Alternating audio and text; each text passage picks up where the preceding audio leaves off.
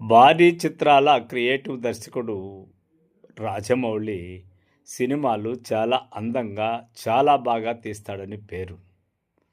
మొన్నటికి మొన్న రామోజీ ఫిల్మ్ సిటీకి వెళ్ళి 'బాహుబలి' సెట్టింగులు చూసిన తర్వాత, అరే! అంత చిత్రాన్ని ఇంత సెట్టింగుల్లో ఎలా తీశాడబ్బా అని ఆశ్చర్యపోయే పరిస్థితి వచ్చింది.